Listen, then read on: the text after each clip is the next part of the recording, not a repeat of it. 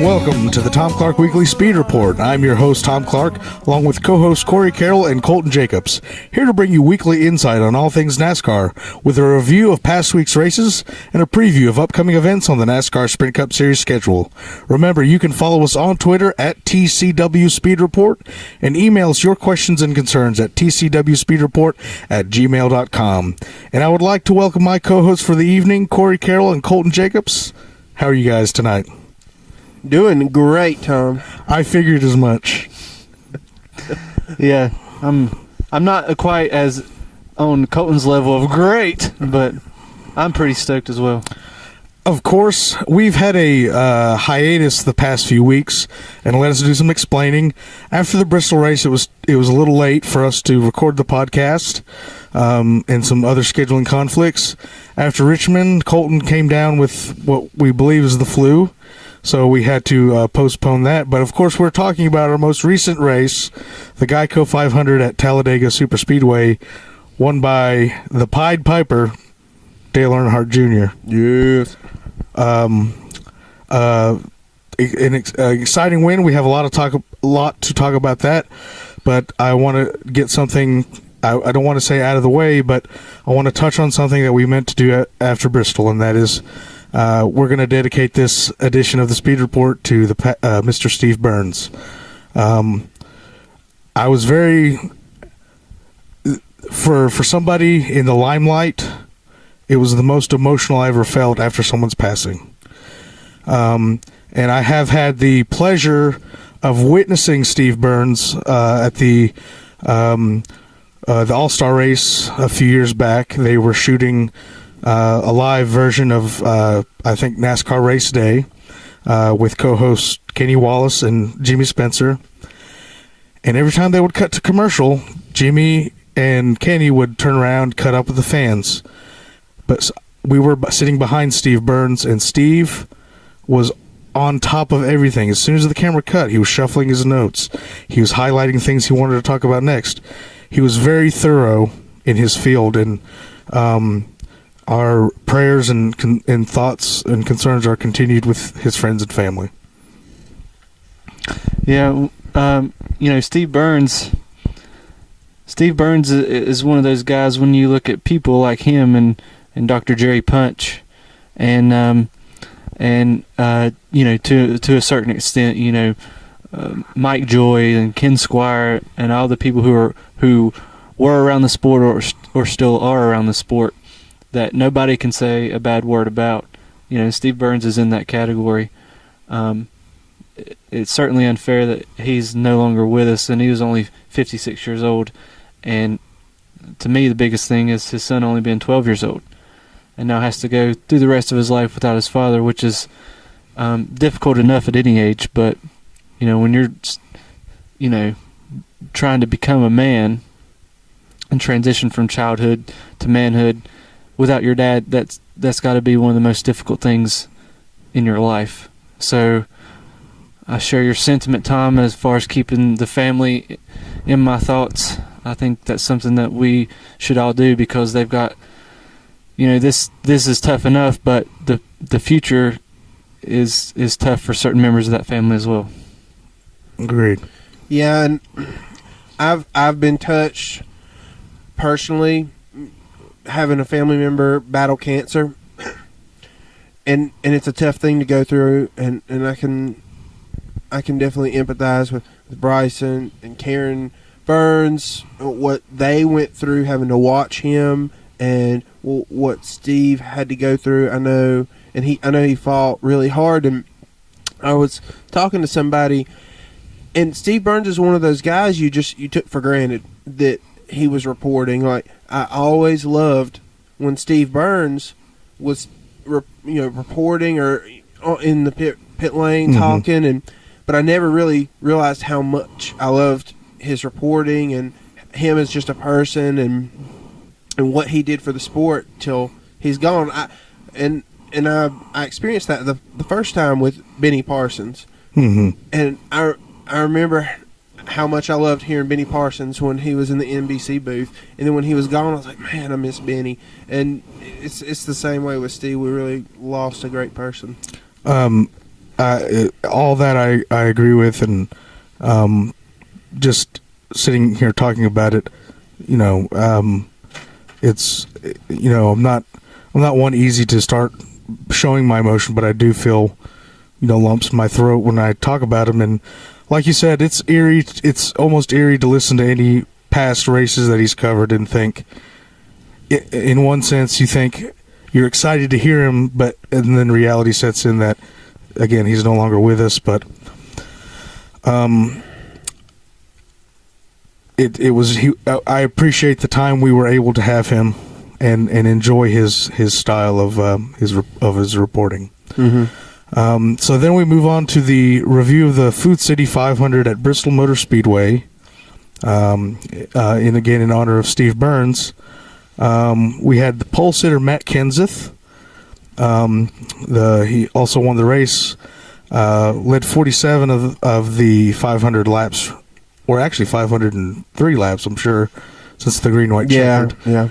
And Kevin Harvick, again, showing just his style, so to speak, like you said, Colton, where he's either running up front and winning races or struck and some mishap happens where he doesn't capitalize on the opportunity. Yeah, because he was running up front, finished 38th, but I mean, he was the class of the field all night through the day portion, the little bit they ran during the day, and then through night he was just dominating. But all in all, the Bristol race, you had people lead different chunks. You see Kyle Larson, who finished 7th, leading 90 laps. Kurt Busch leading 98 laps. Then you've got Carl Edwards, who led 86. And it's like, guys got out front, and they were able to lead a good portion. Mm-hmm. But at the end of the day, Matt Kenseth was able to get it done. I think a lot of it. As we saw play out throughout the race, a little bit of different pit strategies going on. It was probably the first time ever that I ever heard anything about concerns about fuel or making it on fuel. Those tires that they brought to Bristol were pretty hardy and pretty sturdy, and they held their ground. So we saw that being out on old tires wasn't really necessarily such a bad thing. We saw a lot of guys stay out and take two. I thought overall that the racing was probably the best I've seen in a while, as Corey touched on before we watched the Bristol race, that the age of the track is starting to kind of set in, where we can see guys start running the bottom and the top, and that sense of urgency at Bristol, where guys that are not getting out of the way, getting ready to go to lap down, were getting pushed out of the way by cars behind them. So I thought it was a very good race. Of course, we had the problems with weather. Little iffy call, if you ask me, being biased, being a Jeff Gordon fan. To me, they kind of waited a little while to throw that red flag, and he was concerned. A lot of people were concerned about making it on fuel. I don't know if that would help change the outcome any, but does it? I'm just wondering if it ever doesn't rain in Bristol, Tennessee.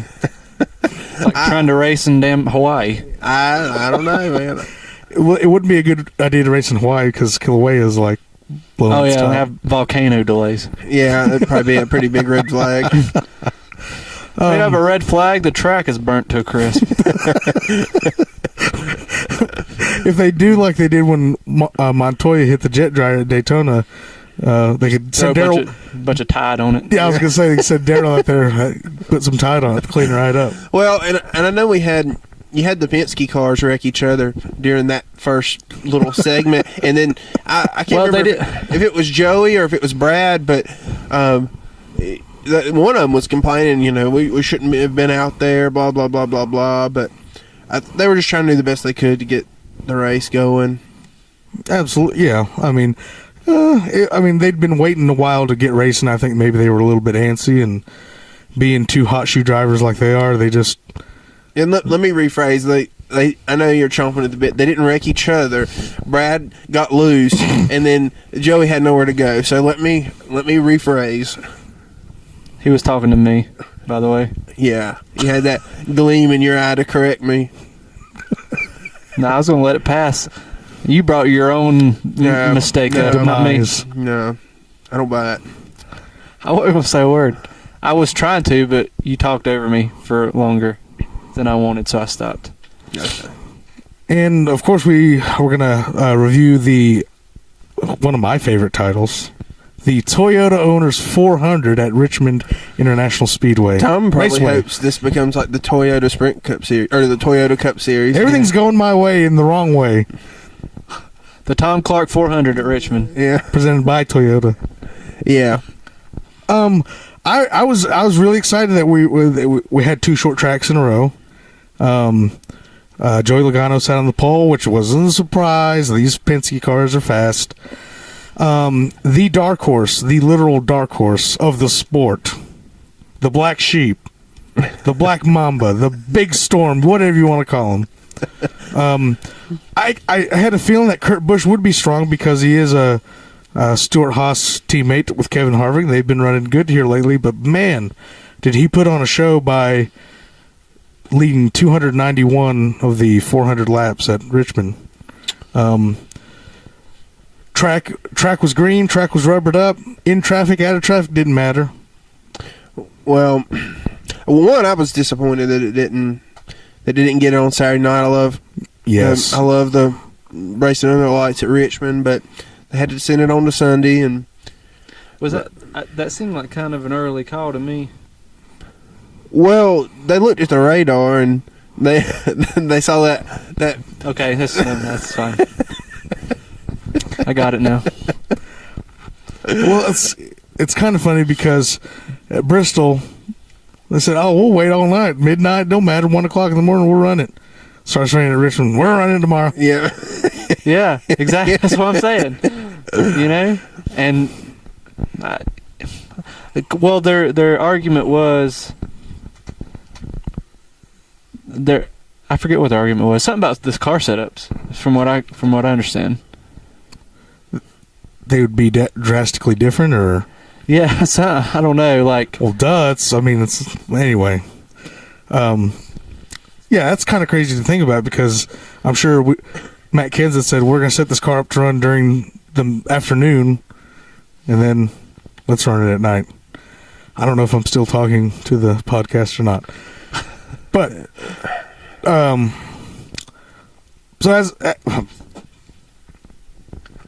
Kurt Busch, like I said, led 291 laps. Jimmy Johnson fought back to a strong third. I mean, he's usually good at Richmond during the day. Whenever they have these Sunday rainouts, he usually is strong. I'm looking down the you see line a couple. here, The 200 cars, Jimmy and Casey started way back there in 36 and 40th, and they were able to get top 10 finishes. Yeah. Sorry, I didn't mean to cut you off there. No. I think I actually picked Casey Kane and Kurt Busch in my Yahoo fantasy and won that race. Yeah. Yeah, I think you did. Because it was the first time this year that I've actually paid attention to practice speeds, and Casey Kane was the fastest in final practice during the day. So, all in all, I'm just going to say the Richmond race as a whole is just not impressive to me this year. Because last year you had that finish. I can't remember which 4 cars it was. Logano, Keselowski, Gordon, and Kenseth, and they were all just 4 in a wad, switching back and forth for the last 3 or 4 laps. It was a really exciting finish, but this one was kind of a snoozer. I was just kind of like whatever during the whole race. The past 2 Richmond races, the eventual winner has led no less than what Kurt Busch led yesterday, 291 laps. Because Keselowski led more than that last fall. Yeah, he led like 337 or something like that. Yeah. Like, are you kidding me? That's not Richmond. That's not even a race. That's like watching rally cars. yeah. You know what I mean? Like, it's might as well just time trial the whole thing. Do you think the weather had a lot to play into the excitement versus lack of excitement? No, because last fall it was the only excitement from last fall was the guy climbing on the fence. Yeah. Now, and that was run at night. It was a beautiful night that night. We were at that race. You guys were actually at that race, yeah. Yeah, and so I don't think so. I don't know. I don't know what it is. To be, I think it's a couple teams having a real good handle on this track, like the Stewart-Haas guys and the Penske guys just killing it, and that just nobody else can keep up with them at Richmond. So because it's like it's shifted. It was Gibbs and Hendrick there for a while, and it's definitely been a power shift. I will add in a little 2 cents here, because that's all I have to my name pretty much. stop quitting your jobs. I know. Brought to you by State Farm. I know prior to they repaved the track quite a few years ago, but prior to that they had what Darrell liked to call the sealer. Well, he called it bear grease. yes, the sealer, but he called it bear grease. And he didn't fray or fret or laugh about it. He was dead serious. Well, them cars get on that bear grease. Like, there's buckets of bear fat just laying around that they just rub on the track. They do the Richmond Roundup. The Richmond Roundup. But the sealer, I think the sealer made the track appear a lot slicker. I think we had a lot of, I wouldn't say more action, but I think maybe if they would have left the sealer on when they repaved it, we would see Richmond like we've known it for most of our lives, at least. Well, the sealer was slick, and it was Larry or Darrell One mentioned 3 or 4 times about the painted white lines being slick, and being like, you hit those white lines, you'll get loose. I don't know if the white lines, when the track's that green, when it rains, I don't know if they make it that slick, but they were dead serious. Again, without sealer, all these years that they've been running on, I didn't know there were any white lines left on the track. Yeah. There's not many, so. How many times has Larry rode around that track? When has Larry McReynolds ever drove a race car? Yeah. I don't know. But, as we've said, I thought it was a pretty good race. I was glad to see Kurt Busch win. A little bit of redemption for him personally. I don't know. If I'm kind of 50-50 on Kurt. If Kurt can just stay on the straight and narrow for just a little while, there's always drama around him. When he's in front of the camera now and stuff, he seems pretty chill. Behind, off the camera, I don't know, but. I guess, but for me, it was just another dominating Stewart-Haas win, and it was frustrating. There wasn't much going on, and for me personally, Dale Jr. just did not look impressive at all during the race, and that was frustrating for me as a fan. But all in all, as a performance. Sorry, that was a bad segue. Well, that was something I wanted to touch on real quick before we moved on to Talladega. Was let me get this out of the way first, because I'm a Danica lover. Not when Danica Patrick got loose off of 4, and it appeared that she saved the car. But on further review... Well, first, let me correct you. Sorry. She didn't get loose off of 4. She drove into the side of somebody. Oh, okay. Oh, yes. Yeah. So, she got loose after that. Okay, sorry. I stand corrected. She drove into the side of somebody, got loose after that. Looked like she saved it, and I'm sure a bunch of Danica fans that are like soccer moms from Minnesota, like, oh, Danica, we love Danica. Oh, she's so great. I'm sure Sarah Palin was cheering for her. Probably. It looked like she saved the car, but upon further review on other onboard cameras, the only reason she got back in the right direction is because the car below her pushed her and hit her back going straight. She probably just let go. She let go of the wheel. Once she realized she was going straight again, she grabbed it again. So that, and also I'm sure a lot of people were excited. I think they wanted to see a fight between Junior and Stewart. Yeah, but Stewart has no reason to be pissed off at Dale Jr. Dale Jr. he was holding his line. He was actually going up the track a little bit, if I remember correctly. And Stewart just came up into him. I mean, yeah, gave him room. And Junior even said he hit me. Like, that's just, you have to ask him. He hit me. I don't know what happened. And Tony did. He just went up into him. But I think that they have such mutual respect for one another that it wasn't really an issue in the end. Well, Tony had a one-on-one interview this week and touched on a little bit. He said it wasn't nothing direct towards Dale. It was just, how his season's been going, pretty much. Mm-hmm. Him and Dale are friends. They're still friends, and they work together a lot today, as we'll talk about. But it's not a thing. And I do want to give a shout out real quick to Chase, his second race, and finished 16th. That wasn't a bad little run for him. Yeah, I agree. Oh, Bill's in the house. He's not here yet, but he's coming. But we move on to our review of the Geico 500. Geico, Corey, you got Geico, don't you? Mm-hmm. You like it? I've never had to use it. Well, I'm not going to try to sell you State Farm because I'm no longer there. But I have a USAA. It's good insurance. Geico has very good rates. I will say that. Very good rates, huh? Yeah, probably half of what you would get at any other insurance place, to be honest. USAA probably has half of that, so it's the best. And I'm a big fan of Geico just because of the icky shuffle. Okay, that's not... Anyway.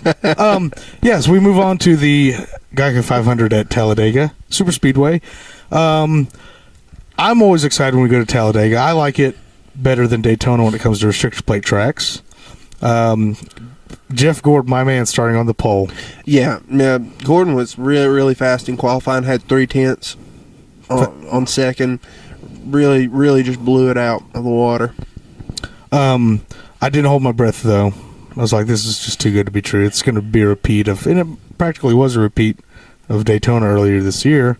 I did like how the infield had in the corners where the pit lane met the track.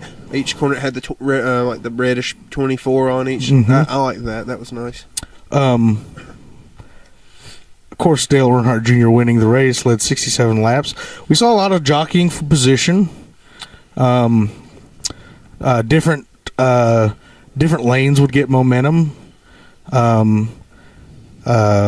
They did touch on something. I guess this style of restrictor plate racing is different than in years past, where they said the car behind, it almost pushes a bubble of air and actually ends up helping the car in front rather than the car in back getting a good sling around the car in front. Jimmy Johnson it's almost like Daytona 500 2013 all over again. He basically was the Pied Piper at the time. He was kind of controlling what happened on behind him. Well, really, I mean, it was pretty much a Hendrick dominance today. Yeah, I like most everything about this new car, and for the most part, I enjoy lower horsepower and smaller spoilers. And I don't know if either one of those things has anything to do with my grievance that I'm about to say, but I don't like how it's so hard to pass the leader at the like back in the day, whatever, 10 years ago, like 88 lead changes one year. I mean, that's fun to watch. And when it's so hard to pass, when it's a lot harder to pass the leader, then you have people trying to pass the leader less and trying to wait for the right time to do that, and it leads to a little less racing. Mm-hmm. And a little more follow the leader, which happened for there towards the beginning, and there for some reason at the end everybody wanted to do that as well. But it's not the 2 and 3 wide, like the big one could happen any lap type restrictor plate racing that I'm used to enjoying. Mm-hmm. So it's not quite like it was, but they'll tweak it and they'll get it better. Just to touch on it a little bit, over the years, I do know that people were complaining about what we know as restrictor plate racing from the day, that there wasn't enough racing, again, in like quotation marks. So I think they've increased the size of the restrictor plate because they did the onboard telemetry. These cars are almost turning 9,000 RPM in the draft at Daytona and Talladega. I remember back in the day where they were only turning about 7,500 RPM with big, 8-inch, almost look 8-inch spoilers, a lot of drag, no one driver could get away from anybody. And I think that would create, if they were to go back to a package like that, that would create more of the restrictor plate racing that we're used to, manipulating the air to your advantage rather than attempting to pass and then getting shuffled back. Yeah.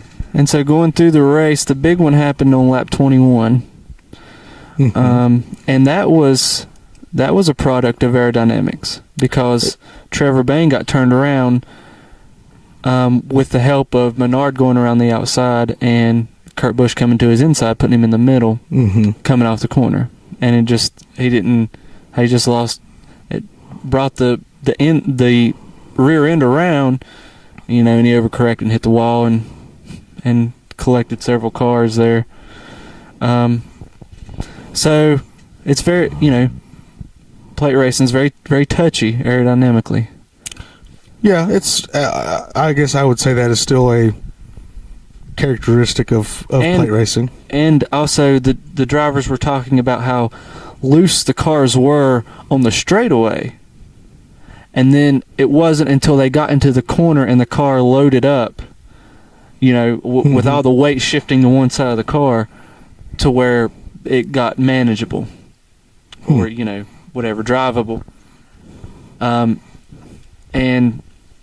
that was something that was mentioned a couple of times too. So there's a lot of new nuances to this new car at the plate tracks, or at least here at Talladega. Mm-hmm. So we have a tale of 3 races here. The first third led by the 24 car who sat on the pole, and looked like to be the car to beat. There would be a couple times, Jimmy or Junior would get out there for a lap or two, and then Gordon's right back by him. But as the race went on, and as we get halfway through the race, pit strategy came into play. Mm-hmm. And a couple of the guys would get out in front of Jeff, put him back about 6th, and that gave the race to Jimmy for a while, and Jimmy was content to ride first with Junior riding second and them holding everybody off, and then Gordon, of course, made his way back up there. They said, I remember, it was after some pit stops after one of the debris cautions, and Gordon was able to. He gained 4 spots, and he got out ahead of Jimmy and Junior, and he admitted that the whole reason he chose to go up in front of Jimmy wasn't to have his teammate. He said over the radio it was just to break up the Junior-Jimmy alliance. So he knew that they were strong together, and he didn't want them because he knew he would be kind of hung out to dry. So, yeah, well, because Casey at that point was not in the race after being involved in the big crash on lap 21. And so, but there was, and then the last third of the race, you have Gordon coming into the pits and speeding, putting him back in the field, and he was never able to get back up there. Mm-hmm. And Junior just doing what he does on plate tracks, manipulating the air and the side drafting and whatnot, using that to his advantage, was able to get out front. I think he may have started on the outside of the front row, one of those last restarts, and get the lead, and then everybody just single filed almost the rest of the race.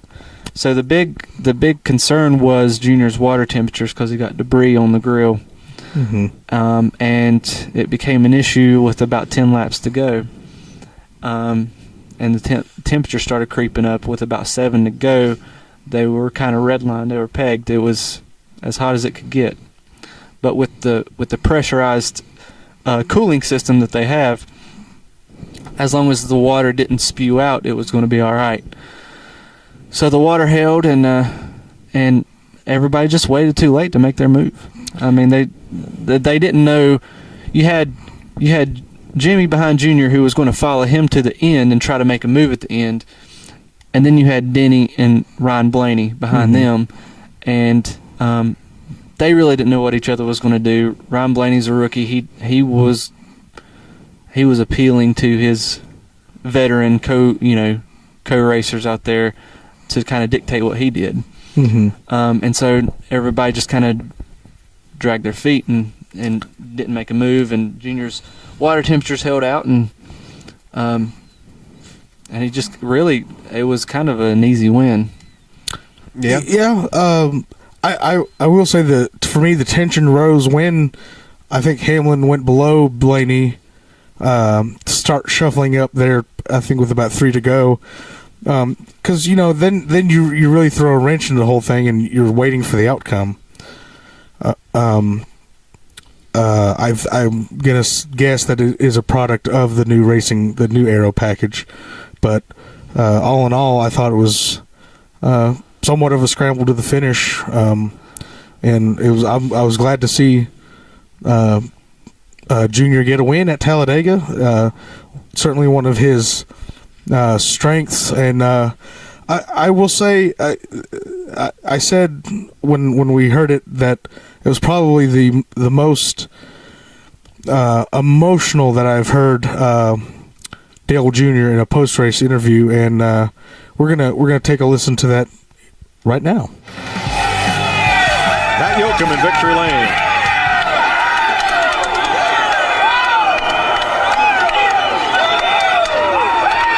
Restrictor plate racing long has been Junior's playground. Every win, the 5 before today and now number 6 at Talladega, have been special. Why is this one so much fun? Because your grin told so many stories on your cool-down lap.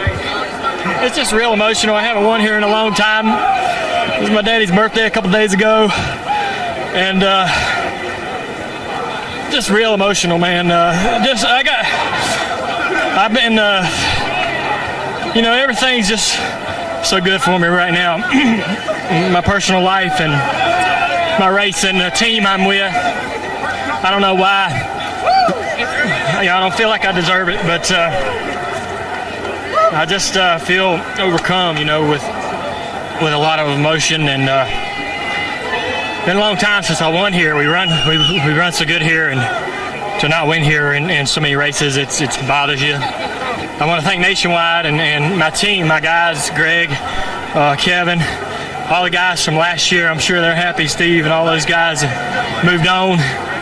It's a great day for a lot of people that have been a part of this and helped us get here. We just got a really, really good group of guys that I'm blessed, man. I'm blessed. Everything's going so great.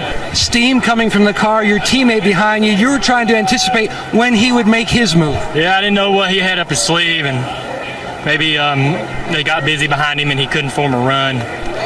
But we had a real strong car. I didn't know that the motor was going to last. I had faith in it that it would, because we build fast cars and they're tough. And all them guys in the motor shop and the body shop, they earned their money today. And another thing too is it's bugging me. We weren't winning races, and now we're locked in that chase. I gotta worry about that. We can call these races so different now, so maybe there's more wins on the way. Craig Ives gets his first win as a Sprint Cup crew chief, and Mike, the people still are standing. Wow, Colton, I just wiped out your Kleenex over here, not because of it's when I had to wipe my glasses off when I showed up, but man, there was a lot that played into his emotion there. He talked about it, and you could see when they showed the in-car, right after he won, he wasn't smiling and pumping his fists. It took him a little while to process, and he talked about it. Just being emotional, being Dale Sr.'s birthday on Wednesday, it being a long time since he won there. That's, Talladega's like Earnhardt's home away from home, and it's been a long time since he's won there. I was thinking back to the last time he won there, and I remember that's when he said damn or hell or something on TV, and he got the 25 points in 2004 when he was running for the championship. No, he said shit. Did he say shit? Yes, he said. Yeah, he's like, because they were saying, oh, this is your 5th win here. He's like, that don't mean shit. Oh, okay. I couldn't. I thought it was. You want me to do my Dale Jr. impression? Well, I don't mean shit right now. Dave's done the one here 10 times. Yeah. That's pretty close, but it was emotional. You could hear in the interview, Matt Yoakum asked him and what this win meant, and he was just overcome with just joy and just really just happiness that he could win that, thinking about his daddy, and it's just a good win for him. Yeah, we certainly saw the emotion, and Junior's kind of like a stone wall when it comes to emotion. There's a lot of times where I thought maybe he I'm sorry. Yes. I'm going to step out of this therapy session for a second. Let's address this caution issue, for goodness sake. Okay. Goodness. Very, I'm not yelling at you. I'm yelling at the world. Are you kidding me? Yes. This is that does bring up a raised eyebrow. It was ridiculous. So let's explain to the listeners what we're talking about. Earlier this year at the Daytona 500, another tri-oval restrictor plate racetrack, coming to the checkered flag during the Daytona 500. Junior was running third? Yeah, had a pretty good run. Mm-hmm. Going down the backstretch, and cars spun off of 2 and across the backstretch, and in the middle of 3 coming off of 4, they decide to throw the caution. Okay? They claim because cars were in the way, or by the time cars came back around, those cars were still there, but in fact, when they came back around, those cars were cleared off the track. Now let's fast forward to today. People are jockeying for position. They're kind of trying to play high-speed chess. Again, Jeff Gordon gets caught up in I call it the last big one. Yeah. It's not really a big one, but it's, we saw Edwards he was drifting on the apron. Yeah. He's trying to save it. And then I did yell out. I said, well, let him race. But as you pointed out, Corey, where's the consistency? But they wrecked the exact same part of the track that they wrecked at Daytona. It was identical. The only thing difference was Danica wasn't in it. Well, yeah. But, really the only major difference is, and it's not that much, maybe they can say, well, Talladega is a little bit larger of distance, but that's the only thing I can see now. That's by 16/100ths of a mile. That's the only thing that I can see them saying, because it was identical. And I remember I was like, throw the caution if you're going to be, if you're going to be consistent. If you listen to Dale Jr.'s spotter, TJ Majors, you hear him say, they're going to throw a caution. It's coming. They need to throw it. It's going to come. Don't worry.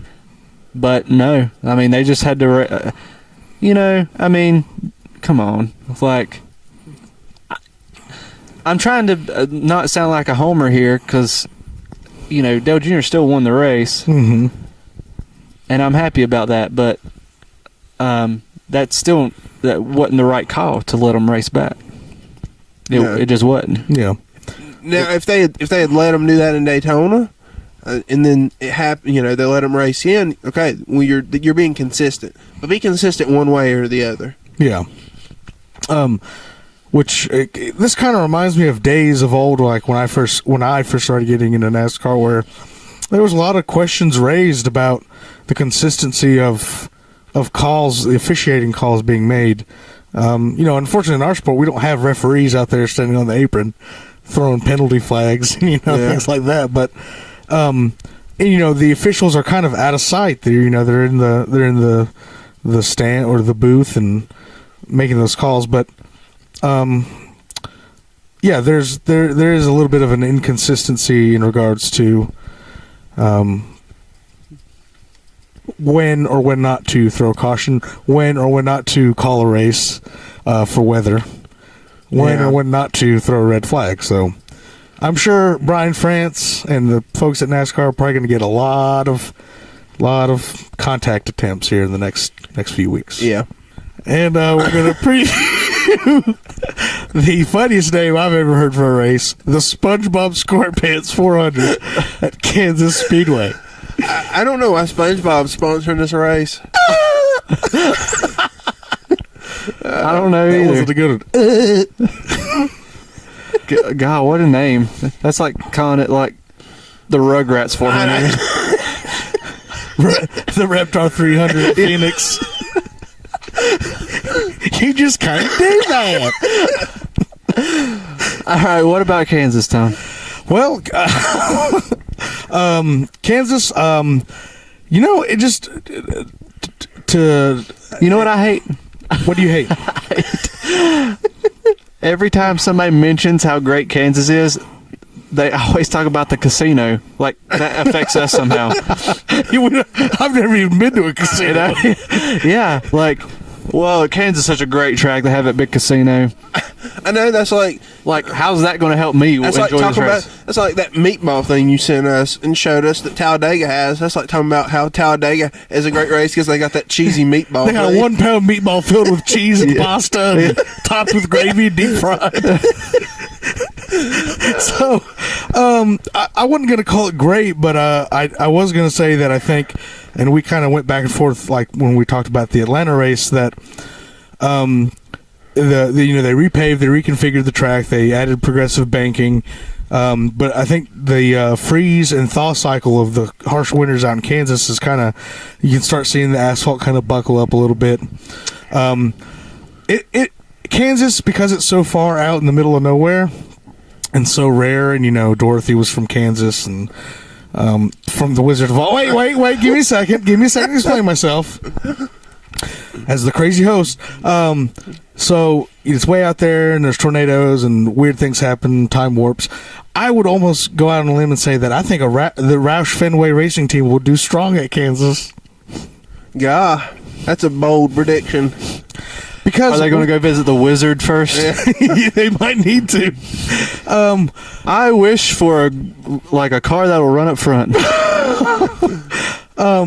Because we've seen Kenseth do well there after they reconfigured the track, and Greg Biffle's won a few races there on fuel mileage, but still he had a pretty decent car to compete for the win. We all know what's going to happen at Yeah. the mile-and-a-half track. Yep. Let's just not I'm sorry. speculate or do any dark horse stuff.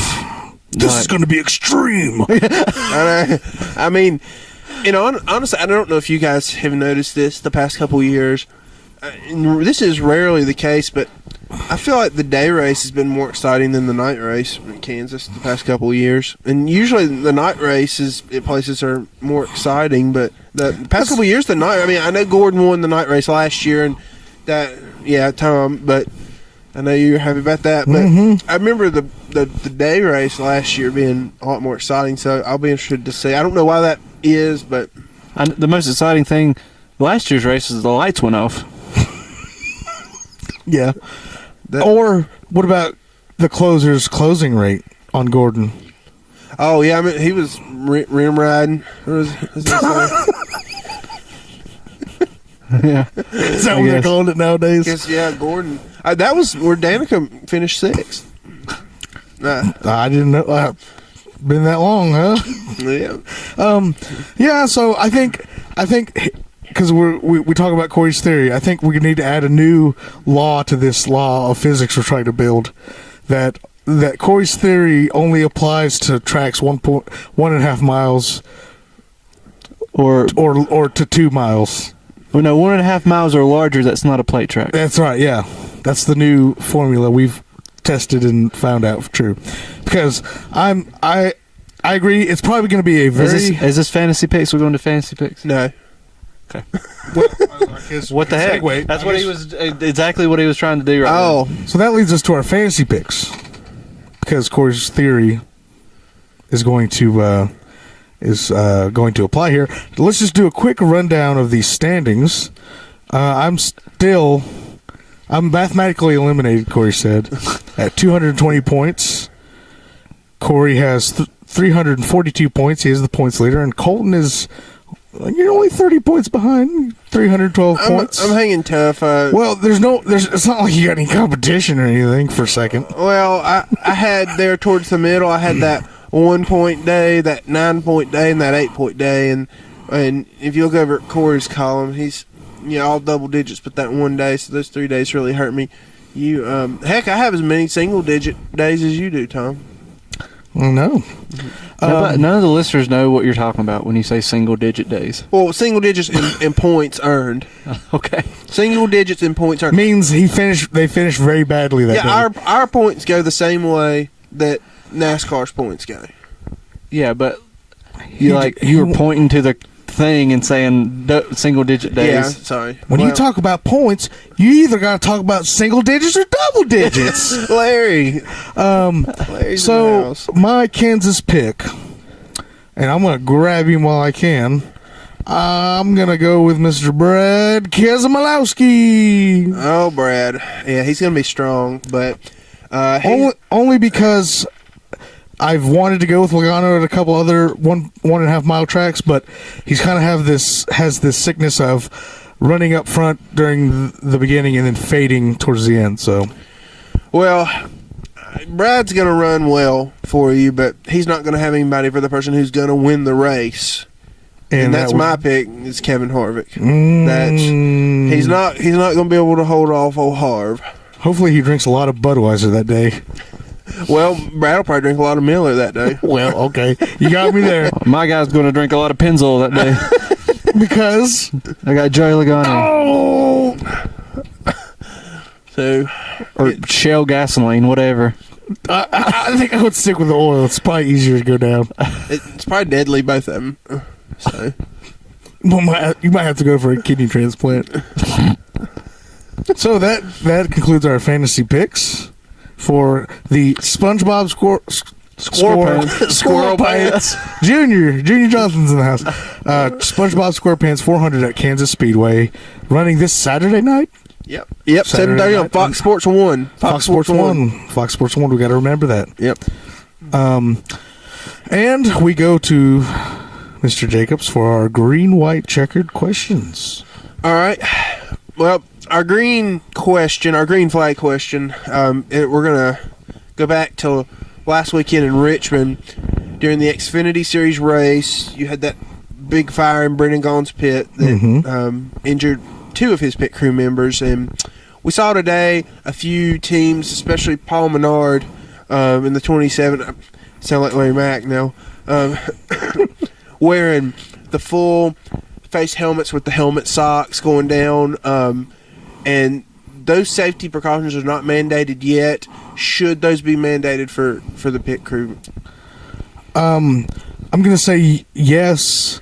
With regards to still being able to see, I didn't get to look at how that setup was working, but a lot of people think, I hate when people say, well, they're safe now, or the cars are safe now, or crews are safe now. You're never going to be safe enough, as we've touched on before. So I think to avoid I wouldn't say a PR disaster, but to avoid a lot of flame throwing at NASCAR, as they've done with safer barriers, they need to jump on this and say, okay, all pit crews are now required to wear helmet socks, you said? Fire-resistant helmet socks. So, yes. I don't think so, because the real danger on pit road is not fire, it's getting run over. And so, and if you go as far as adding more equipment or more more just stuff they have to wear, then you might run into another safety issue as we get into the summer months, and that's overheating, dehydrations, things like that, because of all the crap you have on, and so I think this. I don't know how this is going to sound, but I think they're safe enough. I mean, I think I think it's a little overkill to mandate more stuff. Well, my opinion would be to start with mandating the gas man wear full face and neck sock, and maybe the rear tire changers, since they're right there at the fuel cell, because the rear tire changers are the one that really got burnt the worst on Brendan Gaughan's team. The front tire changers, not so much, but maybe do it like a half, or because I don't think they'd have to wear them the whole time. They can take it off. So hopefully the overheating wouldn't be too big of a deal. But Mm-hmm. I don't know. It's because it happened again today. You saw in Ryan Newman's car, and then the 3 car caught on fire too. Something with the Richard Childress car is just going on right now where they're catching on fire because they're trying to light a fire under their driver's rear end so they can go fast. Yeah, I guess so. But well, moving on to our white flag question. Mm-hmm. We're going to talk chase point system wins, get in that area. I know we have Corey's theory, but Dale Jr. made the 8th winner this year. Do we get to 16 winners, or to where it may be 2 win or 1 win doesn't necessarily lock you in, or do we still think it's going to be? Do you guys still think it's going to be like last year, where there's going to be a couple guys that get in on points? I'm going to say I think it's going to be pretty much the same as last year. The same guys are going to win races. You might have maybe 1 or 2 surprise winners, but I don't think that there's going to be at least 16 different winners this year. And also because it's sort of relevant to the question, to me, for the chase, when it comes to when they finally get the chase field set, I think that to make it more clearer for the fans, when they readjust the points, anybody not in the chase stops accumulating points, and then so forth and so on for each elimination round. Mm-hmm. Whatever their points are should be that's how much they accumulate. So, but I just wanted to throw that in there. Okay. I think there will be less different winners than last year. I think more people will get in on points. Okay. Right now, I don't think. I'm kind of leaning towards what Corey said. I think you're having certain cars dominate so much week in and week out. I think there'll be 3 or 4 that get in on points. Mm-hmm. So, in our checkered flag question, we're gonna talk about David Reagan for a second. Does he land a big ride after switching? He's in the 18, and he's gonna be switching over to the 55. Does Michael Waltrip keep him in the 55, or will he? Do you guys think he'll go back to the 34 at the end of the season, or next season after this season? I think from what the statements I've read from Michael Waltrip Racing and Michael Waltrip himself and the whole situation, I feel that he will be a Michael Waltrip Racing driver next year because, as he said when he took over the 18 ride, he said, this may lead to bigger things. And I like David Reagan. I think he's a fairly talented driver. And I think out of a lot of drivers, he's one that deserves a second chance. And I think he's done it through this whole situation.